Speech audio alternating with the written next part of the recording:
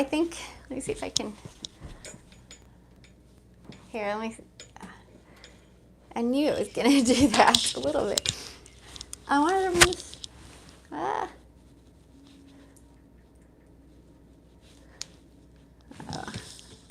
You need to fix the tilt? I think that's okay. Oh well. Hi everyone. Oh, I think I wanted you to be able to see us and that, but oh well. This is my banner, and I wanted you to see I have a it's a Hanukkah banner. I have a menorah, a temple menorah up there. What? Oh, I always get these like things that come across there. Anyway, hi! Happy Hanukkah almost. This is Rebekah from Teshuvah Ministries, and this is... Hello, it's Isaac. Isaac, my husband. Let me see. Yeah, how's everybody? Yay. So we are here today to me and about some questions that we regularly hear about Hanukkah. And then at the end, we're going to take your questions. So post your questions and we'll scroll down through everything and just see how much we can get to. Maybe we'll answer your questions as we go and whatnot. So hello, welcome. I know there was 7 people on when we got on. That's awesome. We're a little exhausted, honestly. So I'm a little like, you know, as you go into Hanukkah, it's like, it comes whether you're ready or not. All the feasts are like this. All the feasts happen like this. You're ready or not, here they come, right? And so Shabbat is a great example of that. It's like, you know, you don't necessarily have all your work done before Shabbat comes. Pretty much you never have all your work done before Shabbat comes. And it's like his commanded rest in the middle of work not done. So it's not like he says you must complete everything and then you get these feast days. So today we're screaming into it. In just a couple hours, we have a big meal planned with some company coming over to kick off Hanukkah. So we're here today to just say hi. I love all these comments that are coming, the chat comments. I'm going to look here in a second, but I just want to ask for YHVH Elohim, for your Ruach HaKodesh to be here with us this evening as we just talk about Hanukkah and answer a few questions the best that we can. But I ask so much, need so much your Ruach HaKodesh to fill us up with your words and to fill the people who are listening with your Ruach so that the words are received, the correct words are received. Thank you, YHVH, for being with us. Thank you for your festival of Hanukkah. Love this winter feast. So I'm excited to see what you have in store for us this next week. Be with all the people here who are watching, help them to enter Hanukkah and just get their hearts cleansed and rededicated to you so it can be a clean temple for you. I just got to see that. I got to see that what you guys have been saying so far. Hi, Erica. Hello, Tahia. Hello, Tahia. I can't remember how to say that, actually. Katie and Erica, Sharman, Juliana, and David and Benito. Very cool. Hi. So if you are a lady of Teshuvah, you are in my Ladies of Teshuvah group, then I have for you, oh, I don't have it up here. Don't worry about it. I have for you a coloring book, my own personal coloring book that I made for my girls. I'm going to give it to you for free. Did you already color it? No. Okay. No, I've been working on a coloring book that just had the concept of Hanukkah better in it. And, you know, everything you get is just dreidels and whatnot. And anyway, and so I have one for the Ladies of Teshuvah who put a comment here in the chat. And then in Group Spot, I will send that to you later tonight as a PDF. Nice. Yeah. I love giving things away. It's like his feast days and his festivals. I like to give things, right? Okay. Yeah. So, did you hear me? If you've just joined us, basically, Isaac's going to just do a little interview with me. This is the format we chose to talk about a few things, a few questions that we get about Hanukkah all the time. And then at the end, I want to go over your question. So go ahead and post a question in the chat. We may end up answering all the questions and we all can just go home and get on with Hanukkah, right? that's what you want to happen. He's like, let's get past the questions. Let's go on and celebrate Hanukkah. All right. But there are some questions that we need to talk about. Yes, apparently. So, apparently, yes, there are. Hanukkah is a very debated one, as well as Purim. Yeah, which we don't really understand because we loved it from the beginning, and in case you didn't know, we're completely sold on it and believe it's not just okay to do, but that it is important and that you need it, like we need it. Yeah, like actually, yeah, we'll get to that in a minute.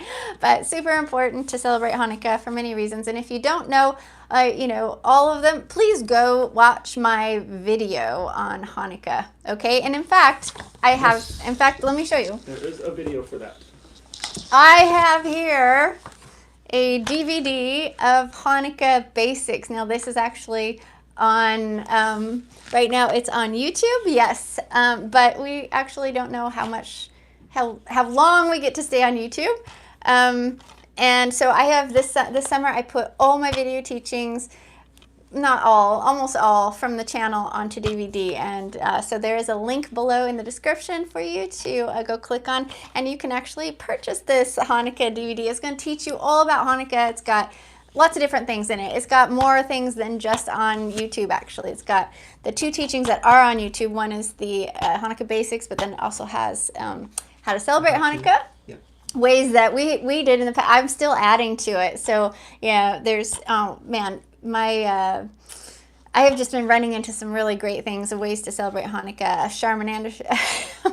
Charmin has some fantastic way that she's got a really fantastic concept of the temple or the tabernacle area and how that relates to our hearts and everything. I'm so excited to implement that this year during our Hanukkah celebration. Ali, my assistant, also has some fantastic ideas there, and I really like her teaching on the heart transplant.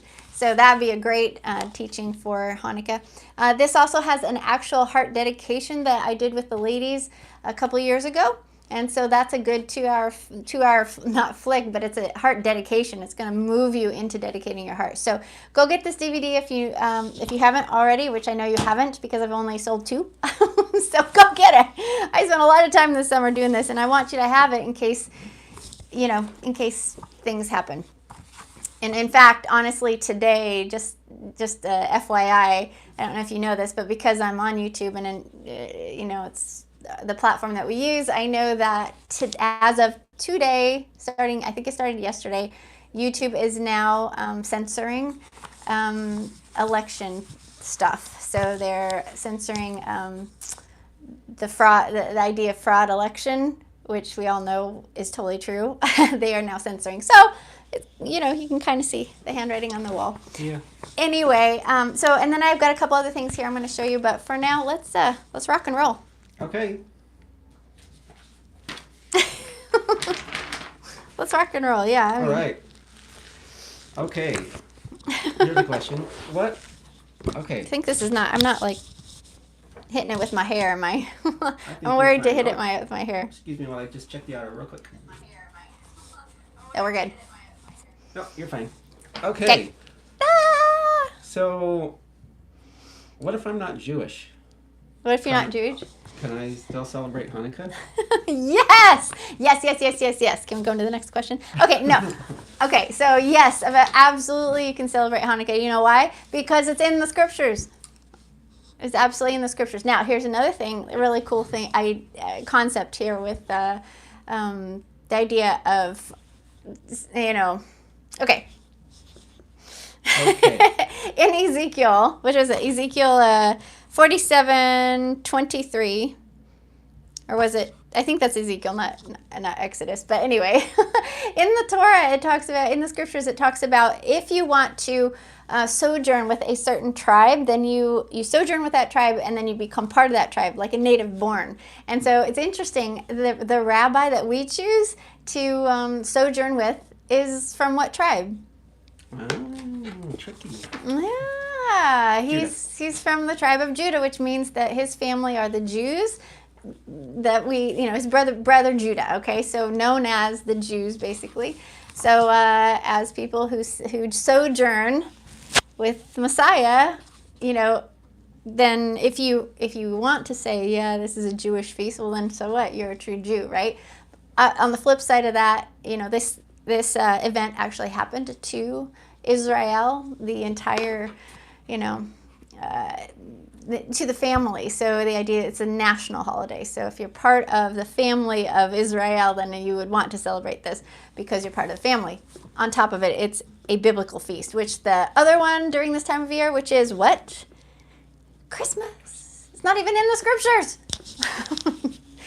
So yes, if you're not Jewish, you probably are a true Jew if you follow the Messiah, as what is it, Romans talks about? I think Romans talks about being a true Jew, which we found out this morning from one of the ladies who got railroaded this morning over that whole idea of crossing over and being a true Jew. But you know what? That's what the scripture says. So there you go. There you go. So. Okay. We're warriors. We're Hanukkah warriors. Okay. Okay. All right. So I've decided that I'm going to celebrate Hanukkah. Okay. How? How do I celebrate Hanukkah? How do you celebrate Hanukkah? Well, for one, the first thing you do is you look at what Judah Maccabee and the elders of Israel and the entire, all the Israelites that were present when they established Hanukkah. You look at that and you go, what did they say to do? And one thing that they said to do is you're supposed to celebrate for 8 days. So that's a very important thing to do. Now, are they high Shabbats? No, there's nothing in this that are high Shabbats, okay? But celebrate for 8 days and with mirth and merriment, I believe is how he says. So you're supposed to have a lot of fun while you celebrate these days. So look at what they said to do when they made it. And then I also look at the heart of Hanukkah. And you look at what Yeshua taught during that time. So you find out the heart of Hanukkah, what it's actually about, which it's about the heart and cleansing and rededicating the heart. So, what do we do for it? I mean, we do a lot of different things trying to get at the heart of Hanukkah, Do you think it would be helpful to look at dedication protocols? Yes. In the scripture? Absolutely, thank you. Yes. In the Torah? Yes, because temple dedication in the Torah was Hanukkah. Hanukkah is the Hebrew word for dedication, so Israel was very familiar with the process of dedication. So you had 8 days, 7 days. You actually look in there, and it's super amazing how the priests went through the dedication process with Aaron, actually. So they sat in the temple of the doorway of meeting for 7 days, and then on the 8th day they started their temple duties. But prior to that, right up until the 7 days they were sitting in the doorway, they watched him do they watched him do everything. And so the very first thing they did when they came out of that 7-day period into the 8th day is they did exactly what the high priest did. So we look here now, who's the high priest? Yeshua. So you study Yeshua, come through that dedication. On the 8th day, you dedicate your heart, and then what do? You go back and you do exactly what Yeshua did, which is loving others, other-centered love, laying your life down, obeying, all that stuff, all the good stuff. Yeah. Well, don't we have some videos about Hanukkah and yes. what it's about and how to celebrate it? That's right. Isaac told me to say this. I mean, we already did, but... Okay, we already said that this. That may be the answer to the question. Go get the video. Go watch the video. Yes. It takes a lot of time and energy to figure this out, but go figure it out. It's fun. It's super. You can have so much fun with Hanukkah. Absolutely. All right. Next question. Okay. What about giving gifts at Hanukkah time? Yeah. The question that people... What if I don't want to give gifts at Hanukkah because it feels too much like Christmas? Yeah, I've gotten that a lot. Like, people don't want to touch the gift idea because it feels too much like Christmas. So I totally understand that, and I get that. And I really was very careful with how I incorporated gifts into Hanukkah. And frankly, this is how we do it, is like very, very minimal. We have little treasure boxes. And again, on the DVD, I talk about ways to celebrate Hanukkah. But we have little treasure boxes, and I have little things that I throw in there. I don't take a lot of time with that. It's not something I'm really focused on. It's not a big deal in the family. Every once in a while we'll have a bigger gift item, but I try to keep it to the idea of one of the themes of Hanukkah. So like temple, your body is the temple, your light, or your heart, that sort of thing. So, but I just have to say one thing about this. Okay, so gifts are not something that Hasatan created. Some clarity, okay? So gifts are something that Yehovah created. Yehovah Elohim is the ultimate gift giver, correct? So as image bearers, we do want to give gifts. We want to give good gifts, just like the scripture says. What it say? Like, the Father wants to give good gifts to his children. So, how much more does Yehovah want to give good gifts to us? So we image bear in that manner too. We want to give good gifts. So Hanukkah, you remember in Purim, Queen Esther said, she wanted to have us give gifts of food to each other. Mm-hmm. So at Hanukkah, I love the idea of little blessing boxes or treasure boxes. Hanukkah is so full of treasures and stuff, and so especially if they have if they go with the themes. And that's something that I qualified. Like I really liked the little gifts to go with the theme of Hanukkah, so that we stay in the mindset of Hanukkah. But also, that said, I do not make it all about the gifts. And frankly, we don't have gifts every day. It's like, no, we don't. It's not all about gifts. I remember, because Christmas is about gluttony. It's about gluttony of all different levels. And I don't want it to be like that at all. So, just keep your brain about you and just use wisdom and think through it. And I think you can figure out. What are a couple of the major themes of Hanukkah? Well, obviously you have light. Mm-hmm. You have dedication. You have your heart. You have temple. So you got your heart being a temple, but I also look at the body idea being a temple. So yeah. I do something special for, we've given massages to each other on Hanukkah. Just something special to kind of take care of the body and the heart and the light. I gotta see. Hi, Van. I figure out what to do for my family in Florida. Yeah. Yes, Van. Yeah, I think, okay, well, we're going to keep listening, Van, and if there's anything that we're not covering here, put it in the chat, and we'll go back over it when we get to the end of the questions that we do know people ask. So, yeah. Okay. Oh, well, one thing so the idea of celebrating Hanukkah, that's a big deal, and like I said in my video and my DVDs, I've got a lot of different ideas there. And then if you're a lady, Van, if any of your wives want to join the Ladies of Teshuvah, oh my gosh, there's so many great ideas in there. The ladies are amazing with ideas and ways to decorate and stuff. So that's one of the reasons I have Ladies of Teshuvah, to help each other, the Ezer Kenegdos of our men. Men have their women are their Ezers. And so, I'm hoping in our group to support the Ezer Kenegdos and how they celebrate, and so there's some great ideas in there. So if you're not part of that group, the ladies, you need to be. But Van, if you're going down there and you're bringing Hanukkah with you, one of the things I just want to mention here. This is a big deal, Isaac. So just hold on. So one of the things I want to mention is we meet Brother Judah where we can, So yeah, as much as possible. Right, as much as possible, because they're family, and we don't have to be divisive if we don't need to be, right? So there's certain things that we can't join Brother Judah on. The Star of David, we can't. The Dreidels. Well, we're going to talk about that in a little bit, but some things you can, like latkes, potato pancakes. That's easy. And so we have actually special foods.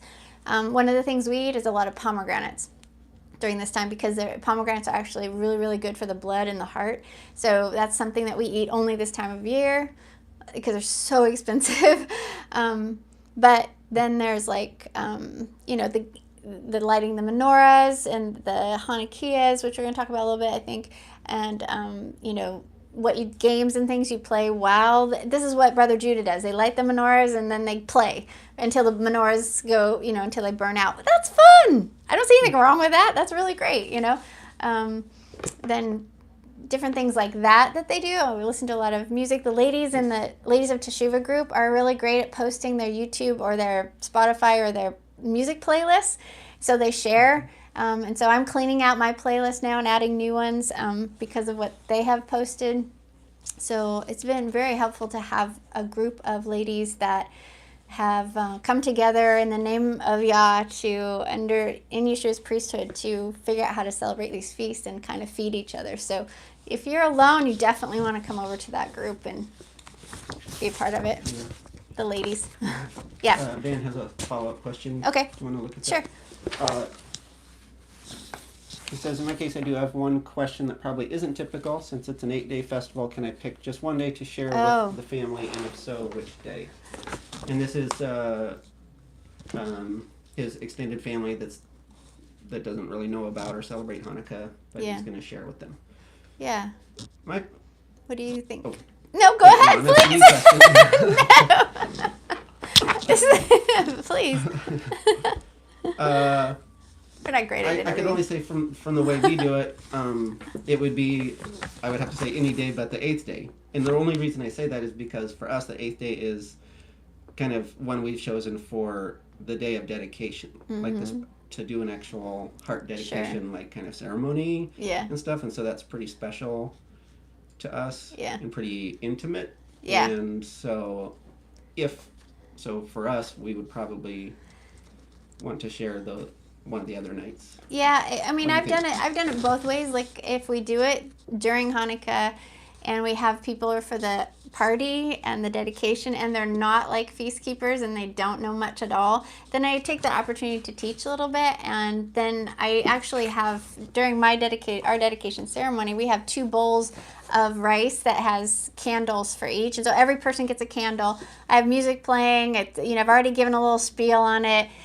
Turn the lights down. Candles are starting to get lit from the menorah. So the person goes up, lights their candle from the menorah, the shamash candle, which represents Yeshua, and then they light their candle, which I give them, and then they place it in the rice. And I have music playing. It's very, very it's a very powerful moment for somebody to decide, yes, I want my temple cleaned. I want to be, I want to be yours. And so they get that chance to make that heart dedication. And then I have a scroll, which, hey. That's a good point. Go ahead. Yeah, the whole feel of it, the tone, and the content is really... something that a Christian group would feel pretty at home with. I think so. Because and this is the heart dedication proclamation that I give. So I have it rolled up. It's on handmade paper. I just love handmade paper, and I have a little tie around it. So when somebody does put a candle in the rice, then I give this to them. But what I wanted to make a point is I have two different rice places, and one is for people who already are keeping the feast, and people who understand the priesthood and all operate in that. That's for their candle. The other one is for somebody who doesn't know anything and who wants to know some more. So it's like so I'm trying to make a differentiate, however you say that. But Van, also, if you're going down there at a time different than Hanukkah and you just want to show them what Hanukkah is about, then I don't think it matters at all. Because, if you're going to, the festival starts tonight and it goes for 8 days. So it will actually be over on the 18th of December this year. So it starts on the 10th, goes to the 18th, I believe. Yeah, 10th at night. So it starts at sunset tonight. So the 11th through the 18th. But if you're doing it at another time, that's fine. I would caution you, just never use his high Shabbats. Never demonstrate his high Shabbats. Okay, Hanukkah is different. I totally think you could, demonstrate Hanukkah, but I don't think you should ever be demonstrating Passover or any of his high Shabbats. That you don't change the date on. It is what it is, and you don't take it somewhere else and just show people how to do it on a day that's not that day. And frankly, there's several of those high Shabbats that you don't want people who aren't in covenant to show up, which is Passover, Shavuot, and Yom Kippur.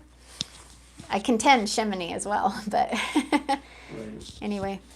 Okay, let me see. Yeah. My wife hasn't Teshuvahed yet either, so this year I'm alone. Hopefully soon, for sure. I'll tell her about Ladies of Teshuvah. Yeah, she might really enjoy the fellowship there as well as the support. Yeah. And there's a link below. Go ahead. All right. I'm horrible getting interviewed. This is okay. Sorry. Cool. We I need like a your, desk. I like your necklace. Oh, Put thank that around so I you. can see that blue. Sorry, it's no blue. It's this one. Oh, I like that one too. I know the other blue. I almost wore the blue one, but I decided not to. Can we talk about shopping? Yes. Oh, please. Okay. So Oh, whether it's shopping like is such a we decided to pain. give some little gifts or something, or we need some decorations, or some Oh, like shopping you is know, awful. special food or something. Mm-hmm. This time of year, how do you shop? 'Cause it can be a pain. Shopping is such a pain at this time of year. So I go in with my earbuds in and my music playing. Honestly, if I have to go at this time of year, and I do have to go at this time of year, there's really no way around it. I do like to try to shop online, have things mailed. I like to shop, before this season. But I mean, I gotta go get pomegranates. Pomegranates don't come into the stores until right about now. So I go in with my earbuds. Honestly, I leave the kids in the car with. When they were little, it was like one of us would stay in the car with them, or I'd leave them at home with a babysitter or with Isaac. I just, I just don't want them in the stores with all the glitter and the glam and the lights and everything and the music. The music is the nastiest thing. Isn't that hard? The music is so hard because I was in today. I had to go run up this road to get something, and I'm in there and they start playing their songs and I try to start singing out loud another song. So I love you, Yah, and I lift my voice. And I got this other song, Jingle Bells or something in the background to worship you. And I just focus. I practice. It's like I feel like a warrior. But I also want you to know something else when you go shopping, okay, when you go shopping, I do need things for the king. I need things for the feast and festival. So I bust into these stores and I just go, get out of my way, pagans. I am shopping for the king idea. That's kind of my attitude. Yeah. I like it. Cool. Did we already cover the question, is Hanukkah a Jewish Christmas? No. Hanukkah is not a Jewish Christmas. If you see anybody doing what is it called? A Hanukkah bush. I think it's how it's called, right? Okay. It's a Hanukkah bush. They dress their menorahs up like Christmas trees. They do. Okay. It's really sad. It's really sad. All right. No! Stop it! Don't do that! So they put up 7 trees in a row? Or? No.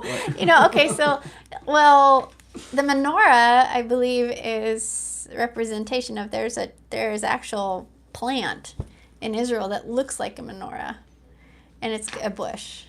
Oh, okay. So they'll take something similar to that, and so basically this is called, what's it called? Babylonian influence, just like the old days when they lost, one of the reasons, go to Yom Teruah.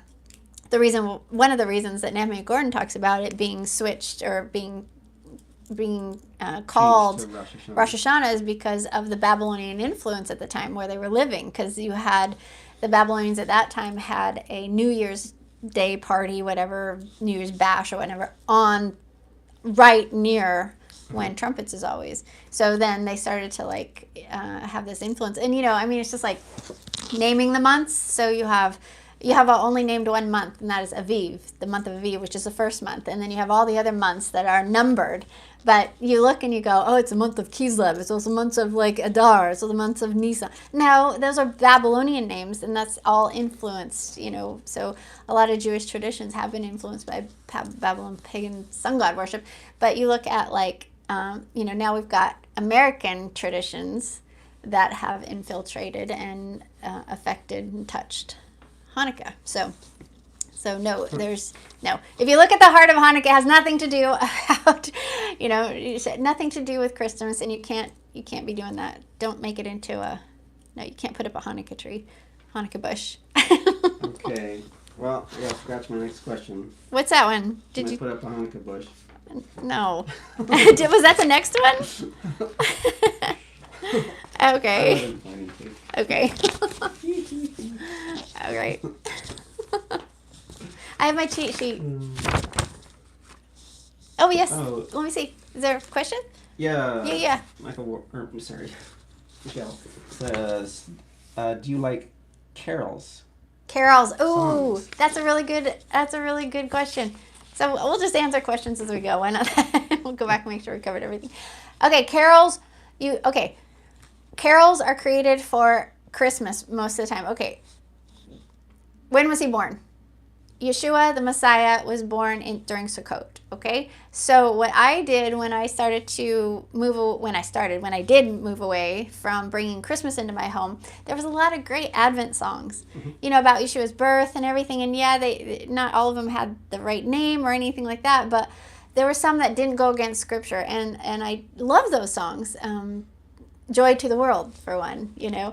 I took those Advent songs that were completely devoid of the word Christmas or anything like that, just about his birth. I moved those to Sukkot, so in the fall. So literally now when my girls hear any of that sort of music, they think Sukkot. And during Hanukkah, this is not about his birth at all. Right. This is about definitely the incarnation, when he came and became in how do you say that, the Immaculate Conception? I don't know if that's a Catholic term, but that idea, what actually happened, that happened during Hanukkah. But his birth didn't happen during Hanukkah. So I don't bring anything about his birth into Hanukkah. Right. And so carols are pretty much all about that. And then, you know, and then you've got the other carols. Winter music, like songs that are, you know, like winter themes. Baby, it's cold outside. What's that? I love that song. Oh shoot, it just eluded me. Oh, I'm thinking of a version with Red Skelton. I know. Just to go, baby, it's cold. Like that. You know, okay, so here's the thing.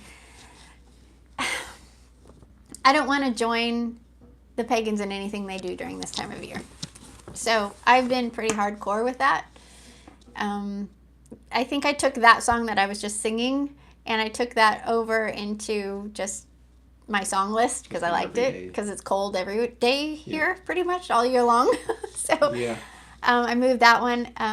But I would have to say almost every single other one I ditched.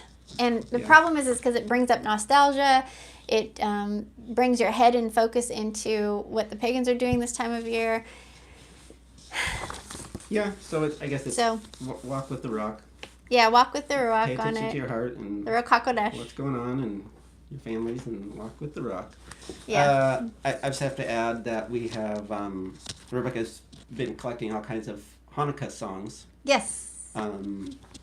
Some Jewish, some Messianic, and it's kind of hard to find really good ones, or what we think are good, because there's a lot of corny stuff out there. Corny's a good word. But when you get past the themes of, you know, oil lasting for 8 days, dreidel, and latkes,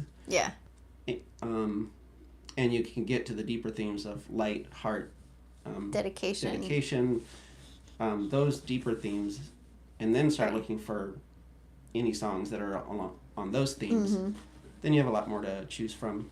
Right. And if you need some help in my YouTube channel, our YouTube channel here, I do have a Hanukkah playlist. So granted, I am cleaning it out. I'm adding new stuff all the time as the rock moves me. So, but go look at it and see if there's anything in there that you might want to just add to your playlist. Yeah. Mm-hmm. So, how about dreidels? Oh, no, dreidel.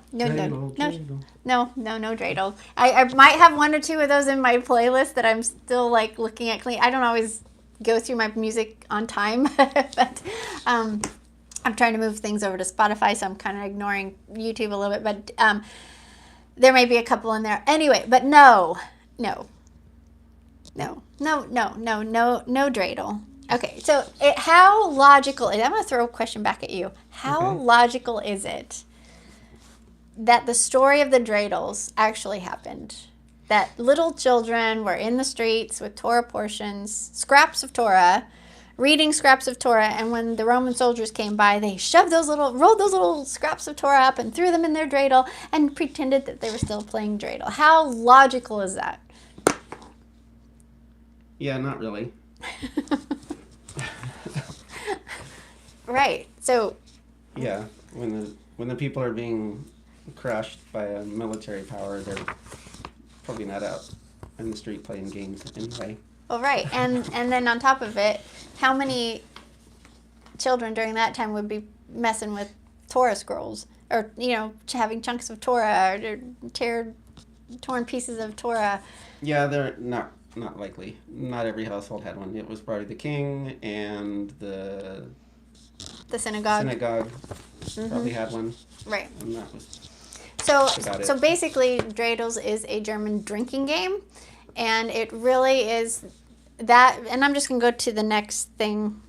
That it's just really a diversion from what the true Hanukkah is about. So to clarify this whole thing, I'm really after the true Hanukkah.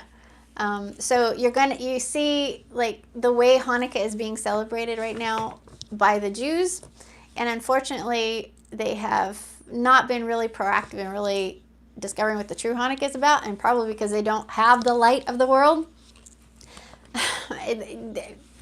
They haven't acknowledged the light of the world, Yeshua HaMashiach, so they don't really know the depth of what Hanukkah is, so they stick to these 3 or 4 different things. What do you got? Like donuts, dreidels, the miracle of the oil, and latkes, and other than that, it's and when I first looked at this feast, through the eyes of what Brother Judah does, I was like, that's pathetic. That's really super pathetic.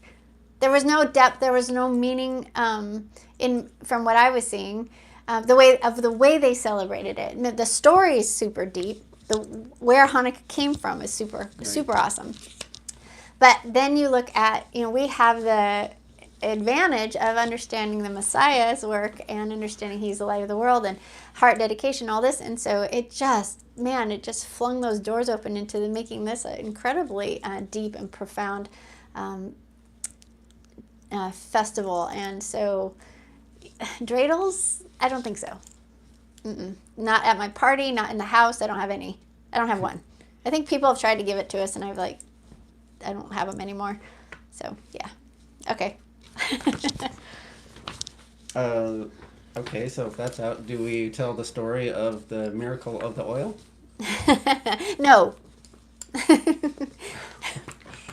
No, the miracle of the oil, it didn't happen. Do your research, people. You need to do your research and find out the history of the dreidels, the history of the story of the miracle of oil. It didn't happen.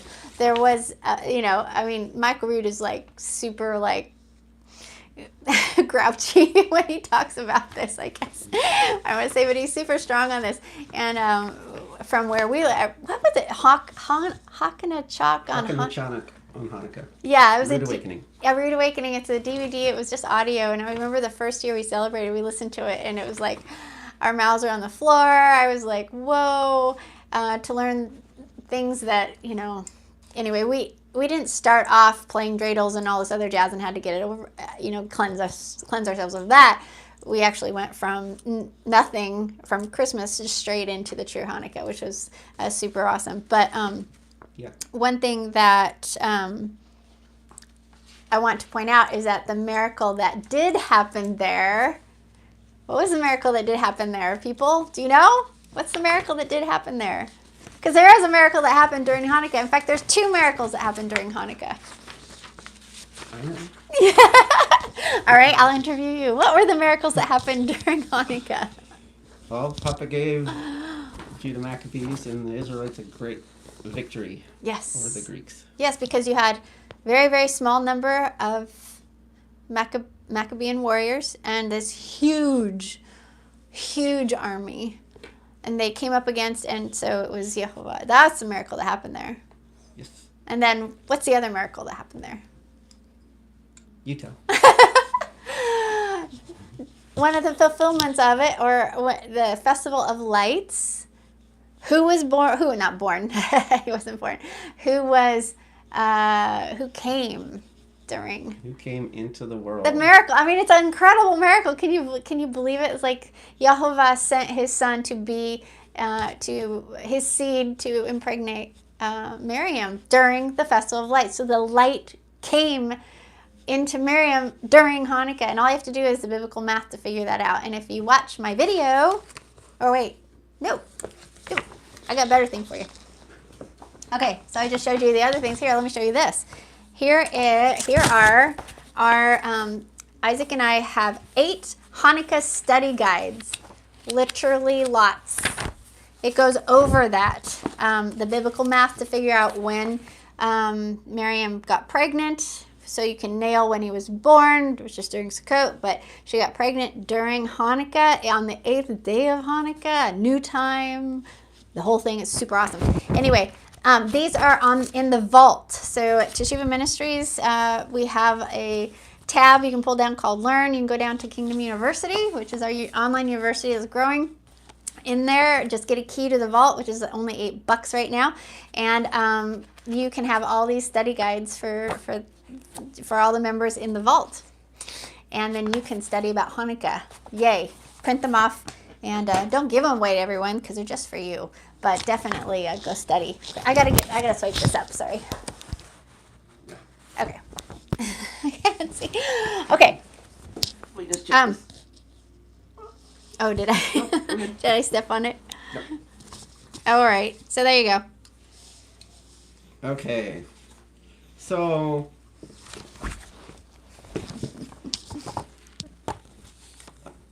Yes. this is going to be hypothetical. Okay. So say I'm planning on attending my extended family's Christmas dinner. Yes. I'm not planning to open any presents, but is that okay? What? Say that again. Come again. To just go to have dinner on Christmas with my relatives. Okay, so are you a pagan? Do I look like a pagan? No, but who's speaking here? I'm not a pagan. No, I know you're not. Who's speaking? Who's going to celebrate? Who's going to sit at the Christmas family Christmas dinner table? Who's speaking? Not me. All right. So who's speaking though? I don't know. Is this a trick question? Like somebody who hasn't been convicted yet, or Okay, so cut the. So if you are in covenant with Yehovah, you have no business at the Christmas table. Period. Well, I agree. If you are a pagan and you're continuing to keep the celebration of Christmas, then fine, that's your feast. But if you are trying to stay in line with Yehovah, you have no no business being at the Christmas table, okay? So your job now as a Melchizedek priest, as somebody who is following Yeshua, is to invite your family to come to Yehovah's celebrations that you're going to host on his days, okay? So you can't eat from, just like the scripture says, you can't eat from the table of Yehovah and the table of demons at the same time. So if you're trying to get cleansed, then you don't belong at the Christmas table dinner. Period. Sorry, but you want to see your family? Have them come to your table, the clean table, during Yehovah's time. Invite them to Hanukkah. Invite them to Shabbat. So they're going to get together. I hear this all the time. I hear this all the time. Well, it's the only time of year that my family gets together, so I need to go. What? Okay, so like what part of, if you, that Yeshua says, let the dead bury the dead, their own dead idea. If you don't hate your, yeah. If you don't hate your mother, brother, sister, father, brother, then you're not worthy of me. If you're not willing to let them go, then you're not worthy of me. All those things that he said. I came to divide, not to bring peace but a sword, to divide, families and stuff. I mean, so if you call yourself a believer in Yeshua and you want to be working in his priesthood as part of his a Talmudim of his, you don't belong at that table. From here on out. That's my Okay. I have a lot of, oh man, I've been in shock before. I've been in shock. Yeah. Because I don't think people take it as seriously as they really should. Somehow it just gives it, somehow this season, just because it is the season that we have always had family and friends over, and it's a season that everyone has, work off for some time, a part of it, and all the schools are closed. Well, they're all closed right now anyway because it's stupid 2020, right? But the schools have their winter break, Christmas break, and all this other jazz, and it's the only time people can get together. So in essence, by doing that, you're honoring that festival. Mm-hmm. Okay. Hey, I don't want any trouble. I'm not trying to argue. We have done, this has been, like with our family personally, we've gone through a very lot with this question, haven't we? This has been a place where our obedience has been most seen. Well, yeah. with the families. Yeah, this is the big test. This is for most people. Right. Yep. Your family wouldn't hardly know the walk we're on unless we said no to Christmas. Into meeting with them, to sitting at the table. Both, your family especially, wouldn't really know, This is a really fantastic time to stretch your faith muscles and to your obedience muscles and really walk this out in front of your family and say, sorry, can't, because it is the feast of Saturnalia, and that is a pagan festival. Cannot be in the same room as the tree because I am set apart for Yehovah, but love you. Come on over here to Hanukkah and celebrate Hanukkah and learn about Hanukkah and learn why we don't celebrate Christmas and see if you want to join us. I mean, that would be an option. We fled several times, but it was, we didn't initially handle everything all completely right back in the beginning, but I think we've learned. No. Yeah, and if you need an excuse, maybe this year, then you can, maybe there's some travel restriction or lockdown prohibition against us getting together. You can just if you need an excuse, you shouldn't need an excuse, but okay. Let's move on. Yeah. Are we good? Oh wait. Check the comments really quick.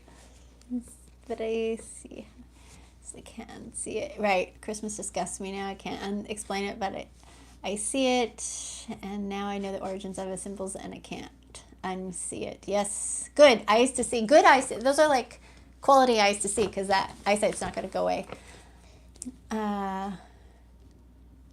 What if parents invite us at Christmas time to come and eat with them? Is it a bad thing to go up and be with them on that time? It's nothing special. They just have all the kids coming to them. Ew. Is that Rasa? I would say no. Takia, how should someone handle... Plan a family reunion for the spring. Well, yeah, there you go. Be an organizer, an initiator. There you go. And yeah. You This is a big deal. A family is a big deal. So this is heavy on our hearts, right? At some point in time, this is the season for gathering together, has been your whole life. And so the family knows family has raised you, mom and dad has raised you in this way to know that at Christmas time, the whole family gets together and you have this family reunion.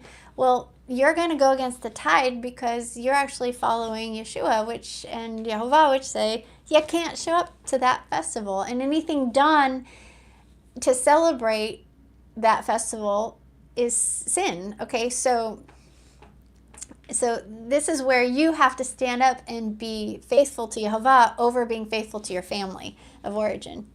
You have to choose Yehovah or family of origin.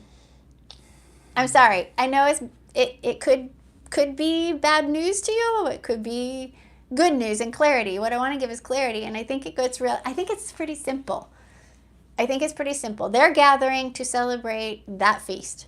They're not gathering for a family reunion at any other time because that's the one that's set apart by the government and by religion that says this is the time of year that you can celebrate with family and you're going to do it around Christmas time. It's all tied together. Yeah.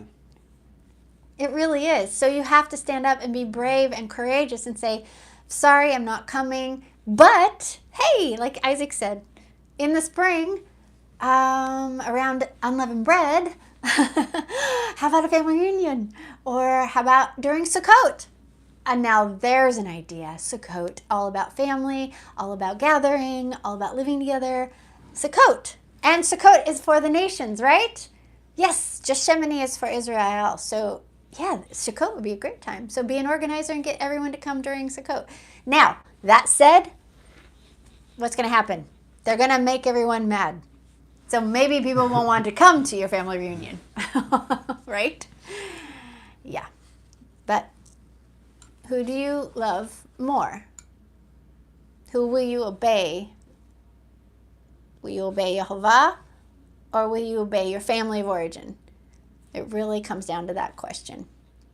And how set apart do you want to be? Yehovah says you must be set apart.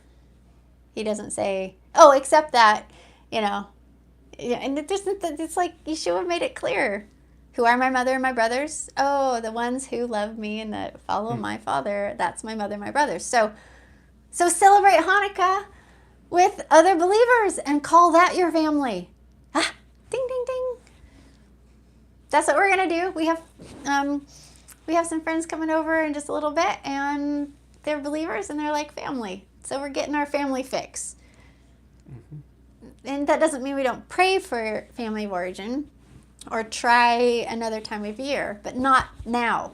That's catering to their God, by the way.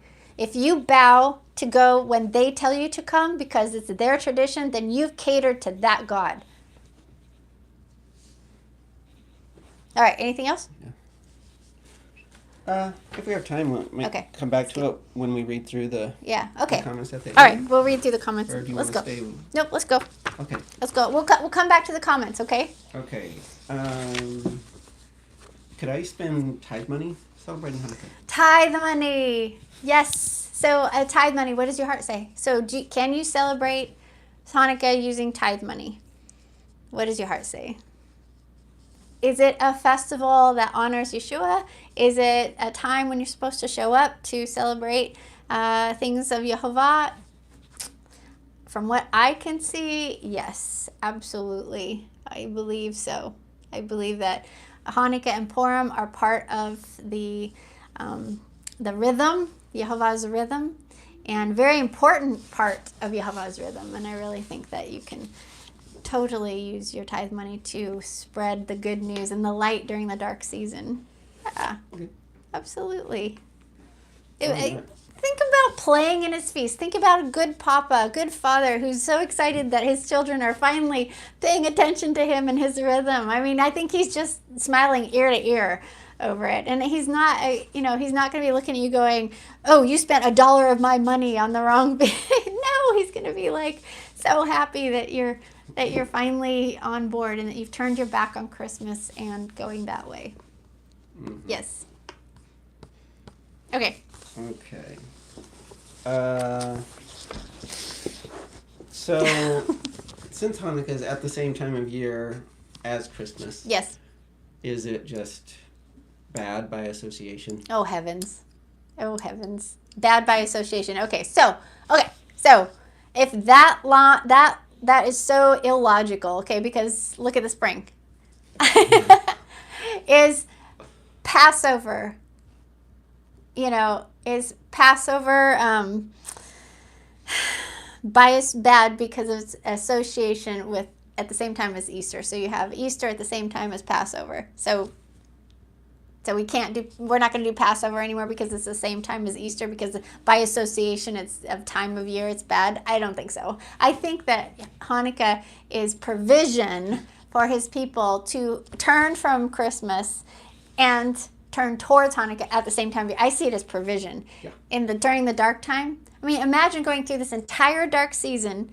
I mean, we're talking all the way from, Shemini Atzeret, which is in the fall somewhere. This year was October. You go all the way through October, November, December, January, February, March, April. What is that? 5 months of no feast whatsoever until you get to Passover. I mean, that's hard on a heart, I think, and you need to stay focused. So he's given us this for many reasons. Yeah, and October, November, December get really dark spiritually as well around us. And so to have the Festival of Light, celebrating the light of the world. Right in the middle of it. Right.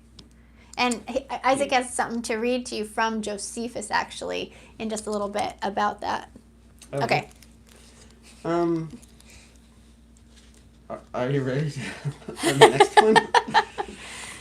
Oh, no. I don't know. What is it? Can you tell us how Hanukkah teaches us about what we need to know of end times persecution?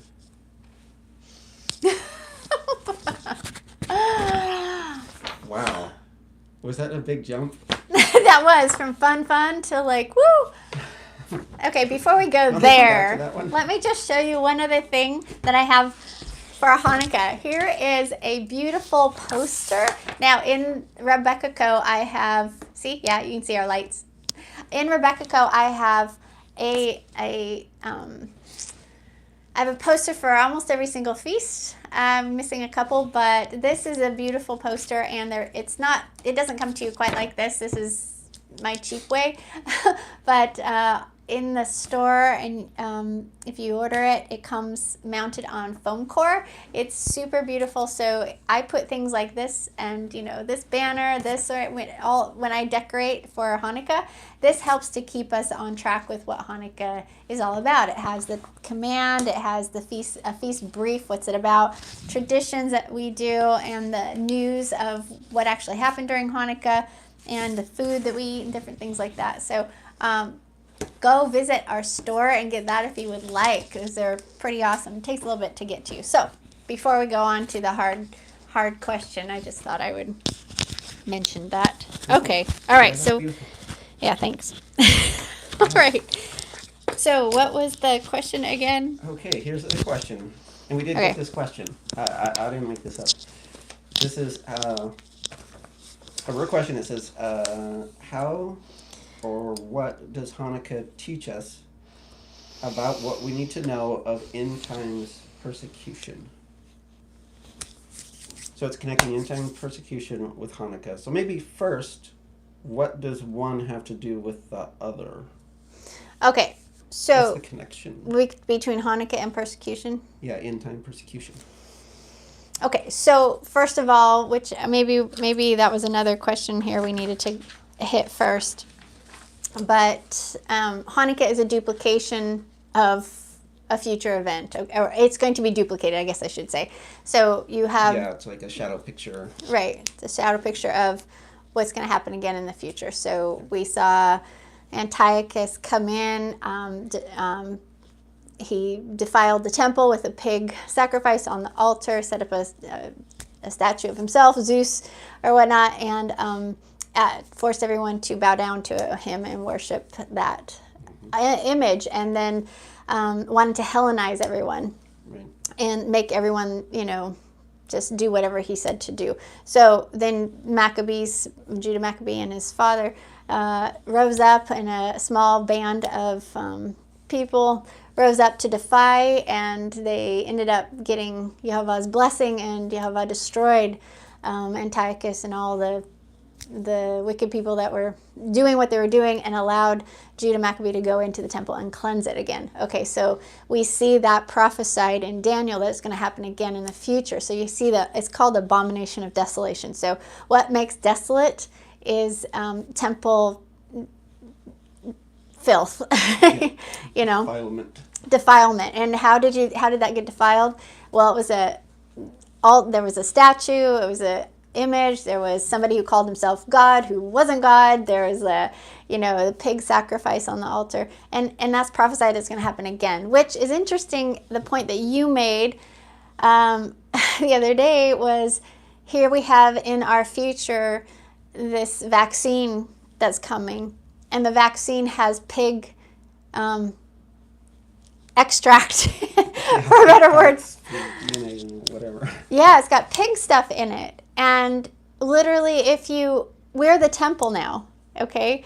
So he's chosen to put his temple not in a brick and mortar place, but in our bodies and in our hearts. And you put that, you allow that vaccine to go into you, then you have just defiled the temple.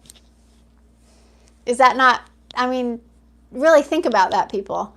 So Hanukkah is going to be duplicated in the future. Hanukkah means dedication. The word itself means dedication. So in the future, there's going to be a time when you have the abomination of desolation, which I think is going on in our hearts right now, but you're going to have it actually in a physical form with the vaccination. And then you're looking forward into the future when there will be another Hanukkah. The whole scenario plays out again with the man of sin calling himself God. There's an image you have to bow down to, blah, blah, blah. And then a Judah Maccabee type, as in the Messiah, is going to come back and do away with it all. So it's a beautiful thing to look forward to, for sure. But there is going to be a time of persecution, I believe, in the middle of it. In the whole process. Because if you look at Hanukkah in the historical Hanukkah, yes, people did die. Yes, people did make choices, right? There was... I feel like we're going through some persecution right now. I feel like it started. I think it totally has started. Don't even get me so started on that. But there also were people that lived through it, and there were people that rose up to fight. And that's another thing to looking at the idea of how Hanukkah teaches us about persecution, is that if you look at the story, it was those that fought back that weren't, in one part of it. If you read it in the Apocrypha, the story in the Apocrypha, what the one group who said, no, we will not fight on Shabbat, they all got murdered. They all got just slaughtered because they wouldn't touch their swords. They wouldn't do any fighting on Shabbat, and so they got slaughtered. Judah Maccabee looked at that and said, no, we're going to fight. And they fought and they lived. There's more. I feel like there's more stories of people living. I feel like there's more stories of, people that Yehovah blessed his people for standing up than there are of the sacrifices that were made on his behalf. And I'm sure there were, and there will be. But I also feel like you can take hope in that. So is that answering the question? You also mentioned that in that story, in the Judah Maccabee story, there were people alive at the end of it to celebrate. Right. To have a celebration. Right, exactly. To celebrate the victory. Yes, exactly. I mean, just think about it. If Yeshua comes back and everybody is, his whole bride is completely gone and been sacrificed and murdered, whatever, however you want to say that, or martyred, I guess is a good word. Better word. There'll be no one there to actually witness him returning. So I also believe that the scriptures is super clear that he has a tabernacle that brings you under his wings, and there's so much protection there. And I keep running into more and more scriptures that talk about how if you obey, he can provide, the cloaking, he can provide the protection, he can do a lot more for us if we are on his side and doing things his way, And if we're brave like Judah be, and just... Judah be. Judah be. Maccabee. I was looking at that dude out there. Brave like Judah Maccabee. That's like... I'm dyslexic when it comes to certain... Yeah.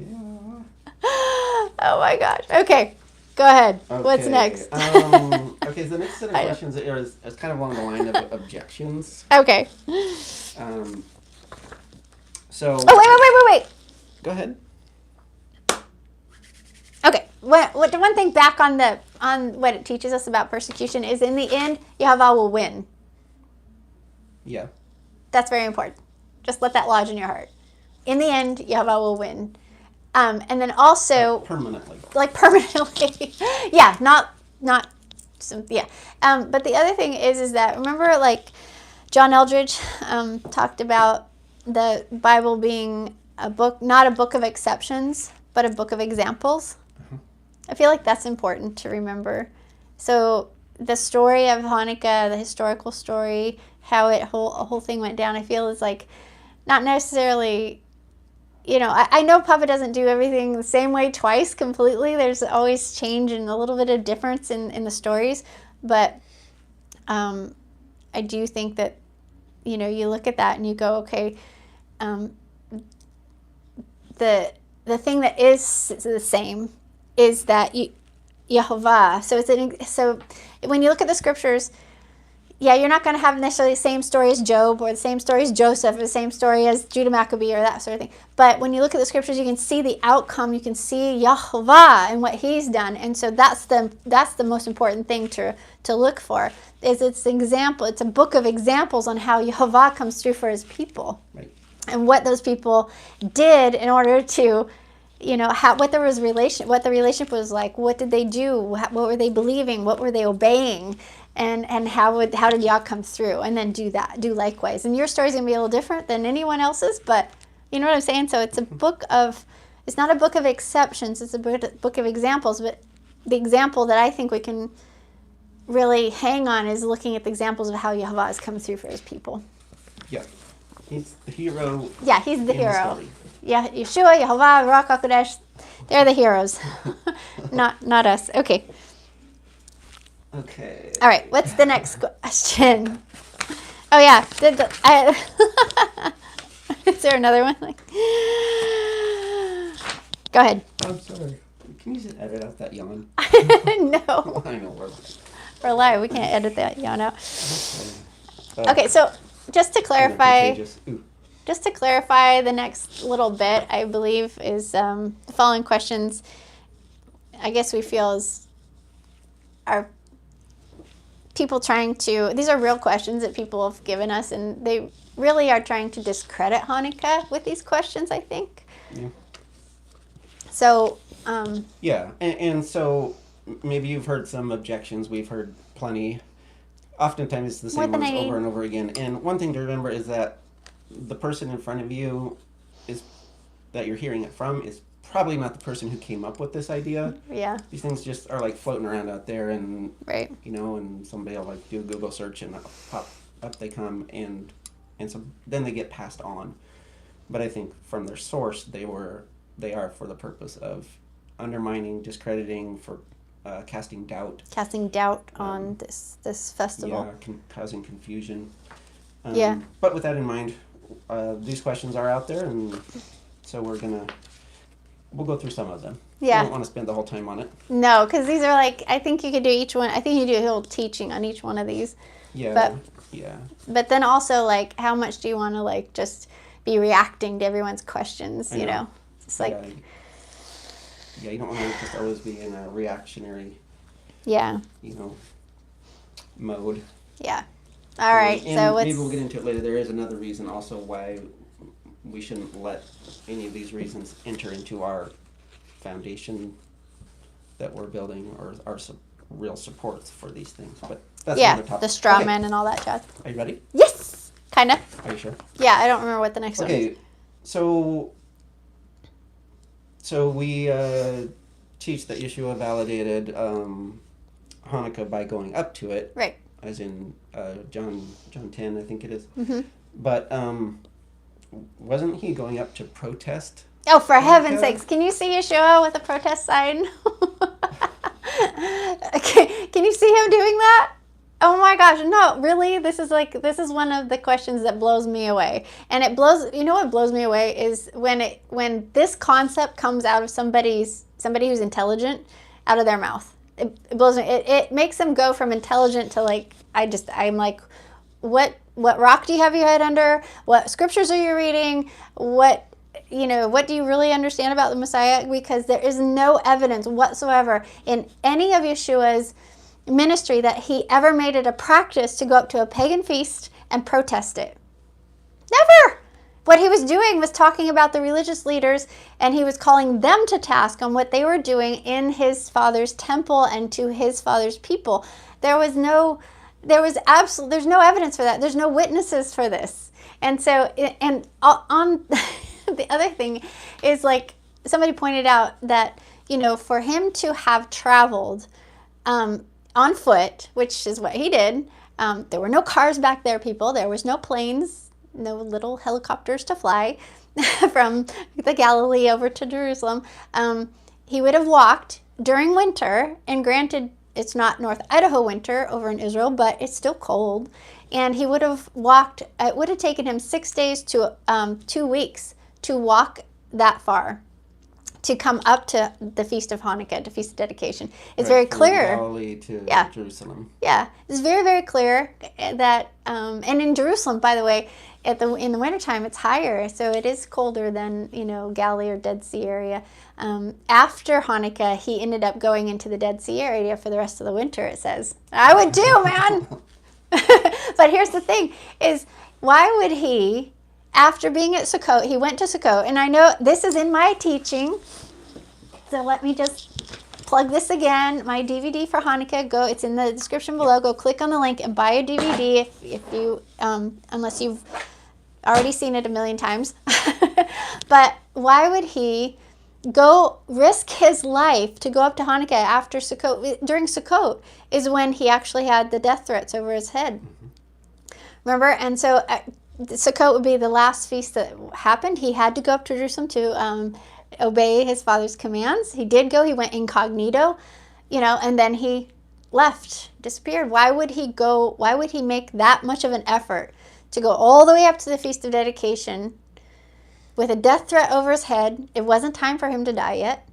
He was taking a huge risk to go, but he wanted to fulfill, as in he wanted to tell and interpret what Hanukkah is about. So completely amazing that he did that. He wouldn't have been going up, he wouldn't have risked everything to go up to a pagan festival to protest. It's like as stupid as the idea of, some teachers are saying you need a sundial in your backyard, that Yeshua had a sundial. I'm like, what, he had a sundial like Fred Flintstone on his hand? I don't think so. He was looking, anyway, so. Yeah. So there's no precedent. There's no precedent. No evidence. To do that, and we do have the precedent of him clearing the temple. Right. That if the temple were being defiled, right, that he would clear the temple. Right. He wouldn't be protesting with a picket sign or. Yeah, no, he was a man of action. He would have been like clearing it and cleaning it and getting rid of it. Yeah, he was, and all the themes, everything that he talked about during Hanukkah was all about. I mean. It's incredible. If you look at what he actually talked about and spoke on and preached about during Hanukkah, he healed the man born blind for that reason, Mm-hmm. He did that during Hanukkah. He talked about the heart. He talked about the man born blind. He actually went after the man born blind to take care of the man born blind's heart after the man was not blind anymore. Do you remember? He got kicked out of the synagogue and everything, and Yeshua went after him to take care of his heart. Super amazing. There's so many. He talked about light. He said, I am the light of the world, He said that twice or 3 times during that time. So anyway, and I believe he escaped. I believe he escaped out of the hands of people twice during Hanukkah. Mm-hmm. I believe. I know he did during Sukkot. And anyway, sometimes the feasts kind of run together for me. Yeah. But and this feast was referred to as the Festival of Lights. Yeah. In his day, and we'll. Maybe we'll get to that later. Yeah, okay, because Josephus talks about that. He calls it the Festival of Lights. So Josephus is a contemporary of Yeshua and knew what was going on. So there was this, it's beautiful. So Josephus actually talks about that. Go ahead. Sorry. Okay. Well, maybe That I'll might just be- read it now. Okay. And Do you I'll have- answer another question probably that comes Okay. later. And I gotta swipe this up thing. Gotta swipe this up again. Okay. So this is Josephus' account of, the Maccabean revolt and the rededication of the temple. What page is it on? In this book, it is 328.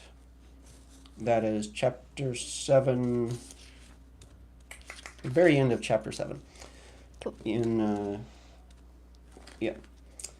So it says, talking about celebrating the festival of the restoration of the sacrifices of the temple for 8 days, how they celebrated it, honoring God, splendid sacrifices. They were very glad at the revival of their customs, when they unexpectedly had regained the freedom of their worship. They so very glad that they made it a law for their posterity that they should keep a festival on account of the restoration of the temple worship for 8 days. And from that time to this, we celebrate this festival and call it lights. Call it lights. From that time That's to cool. this. So from that time being the Maccabees, which was Right. 160, 167 BC, to this, which Josephus was a contemporary or right after Yeshua, on through like the time of Paul and so through 70 AD and on. And so from that day to this was this festival celebrated and called Lights. So Yeshua knew he was going up to a festival of lights that had already been proclaimed for everyone to celebrate. Okay, let's go on to some of these other questions. I know they kind of bounce off of that. And just to connect it, that then also the date is given in the Apocrypha in Maccabees, same date in Josephus. Oh yes, and it is the same date that the Jews have celebrated Hanukkah on for hundreds of years. Yep. So the time of year, the date, the name of the feast, nothing has changed. So with the 9th month, the 25th day of the 9th month is when Hanukkah starts. It goes for 8 days. Yeshua, in the scriptures it says that, in Josephus it says that, and the Jews have celebrated it that way for millennia. All right. Okay. So in the Apocrypha it refers to Mattathias and Judah Maccabees as as priests. Yes. Oh, I know where this is going. So we have the question is, can we track the priestly legitimacy of Judah Maccabees? Okay, so my first question is why? Why would we want to do that? Yes, why? Who cares? Or why would we need to do that? Why do we need to do that? Okay, next question. No, I'm serious. Okay, so people that ask this question, what exactly are they after? Are they after trying to see? This is where I feel like people are trying to delegitimize Hanukkah, and they're trying to find any loophole they can to say we shouldn't be celebrating it. So, or that it's not a real thing. Yeah, either it's not. I don't know if they're trying to get out of it themselves, or if they're trying to, poke at what we're doing, or I don't know. But somehow these questions just get out there in the ether, and right. I think one of our jobs is to shut them down. And the questions, not the question. People, like I said, the people who ask the question are probably not the people who thought it up. It's just relaying something else. So be kind to that person. Yeah. But I'm saying, the question itself, I think one of our jobs as Melchizedek priest is to just put it to rest and to shut it down. And the reason why I feel kind of strongly about that is because this is a logical, if you're into logical fallacies, which I kind of am, this is called a straw man argument. And wherein what you do is, instead of attacking your opponent's position, you create like an effigy or like a scarecrow that kind of resembles your opponent, but that's not. And it's a position that your opponent is not trying to defend or never tried never put forth to maintain, but yet it's going to be one that's going to be much easier, you feel, for you to attack. So you create this illusion of a position over here, and then you attack that. Yeah. So we've never made any claim, Rebekah or I, or Teshuvah Ministries has never made any claim, and this has never been a support for our position. It's never been a critical point. You mean the claim of the priesthood? Yeah, the priestly legitimacy of the Maccabees. Yeah. It's not a critical point in the Hanukkah story. I don't see the Jews' position or support for their holiday resting on this. It's a non-issue. It really is a non-issue. It's like it's a diversion, and it's just trying to figure out a way to say that, that nobody in authority actually created it, I think is what they're after. And the problem, and I feel like I have to point this out, just from logic, the problem with arguments like this is that if we enter into them, it's like Proverbs says, a fool who enters a fool's argument is himself a fool. Right. And if we allow, like, we'll call it a straw leg, to be put under our chair, under our position. Our ministry, yeah. This isn't a support we have, but if someone is trying to suggest that it is, and we begin to try to defend this position, then we're allowing that support, gotcha. Under our position. And and if that opponent is right, then it might be easy to cut that one out. Yeah, but I think later, it still doesn't hold water, so they wouldn't be able to do that. No, it doesn't hold water. There's no basis for an argument against their legitimacy either. Yeah. So here's and two things that I think would just nail this shut, and we can move on to the next thing, is that, number one, Yehovah legitimized the whole entire thing when he sent Yeshua during the festival of dedication, during the festival of lights. He sanctioned Hanukkah by sending his son, who is the light of the world, during the festival of lights. So he sanctioned it, he legitimized it. It went way beyond whether the Maccabees were of a priestly lineage or not. It doesn't matter. It doesn't matter at all. So what Yehovah did matters way more. Supported them. Yeah, he was totally in back then. Obviously, he was with them and supported them. Well, and that's one of the things I go over in my video just a little bit, is like, it's kind of a duh. Like, here's this little ragtag group of, of Maccabean warriors. And yes, Judah Maccabee's father was a priest and everything, and there was no Melchizedek priesthood at that time, so it had to be Levitical. But here's this priesthood and priests who are fighting against this huge army, and they won. By their power? I don't think so. By Hasatan's power? No. No, because you have evil and good, right? And so they won because Yehovah let them win, or made them win, or gave them the victory, right? Yehovah was the deliverer. He was the one that was victorious. So it's very hard for me to imagine that Yehovah was with them that whole time, up until the point where Judah Maccabee and all of Israel and the elders got together and said, okay, we want to celebrate and mark this moment when Yehovah came through for us. Oh, no, to think that Yehovah wasn't there with them when they made this proclamation, I mean, it's just logical that he did. And then when he, and then later when he chooses Hanukkah in order to send his son, the light of the world, into the world, I mean, he sanctioned it just by doing that. And you can figure that out by doing the biblical math, So it just seems to all work together there. So yeah, let's just go on, because that's a fool's argument. Yeah, and it comes from somebody not, obviously doesn't know the story. Because the feast was never, the festival of Hanukkah was not instituted by the Maccabees anyway. It was all of Israel. According to the Apocrypha, it was established, they were among the group, but it says the entire congregation of Israel. Yeah, the entire congregation. Which is, yeah. Cool, all right. You're kidding. All right, so in John 10:22, where it refers to Yeshua going up to the Feast of Dedication, since dedication is the word for, sorry, I said that wrong.